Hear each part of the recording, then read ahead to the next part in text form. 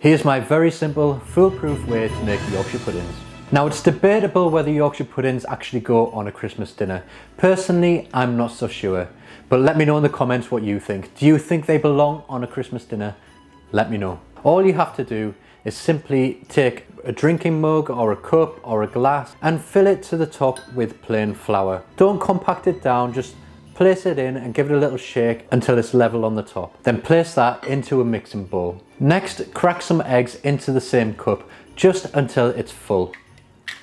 And then place that in with the flour. And then finally fill the same cup again with milk and add that into the mixing bowl.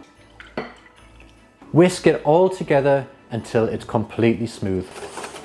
Cover it with a plate and place it in the fridge to rest. Ideally, I would make this the day before, but allow the mixture to rest for a minimum of 1 hour. Take your Yorkshire pudding mixture from the fridge, and at this stage we're going to season it with a little bit of salt and pepper, and then just give it another mix to whisk that seasoning through. Take a large tray and then place a Yorkshire pudding tray on top of that. That's just to catch any overflow of fat when it's cooking in the oven. And then place a little bit of fat into each Yorkshire pudding whole.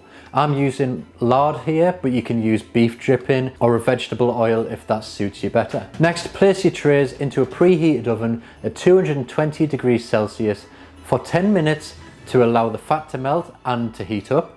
Carefully take the hot trays from the oven and then ladle in your Yorkshire pudding batter, leaving a small gap at the top. Then place them into the oven and cook for 30 minutes. Until beautifully risen, crisp on the outside and slightly soft on the inside. So that's exactly how I make my Yorkshire puddings. I hope you enjoyed it. Thanks for watching and I'll see you in the next video.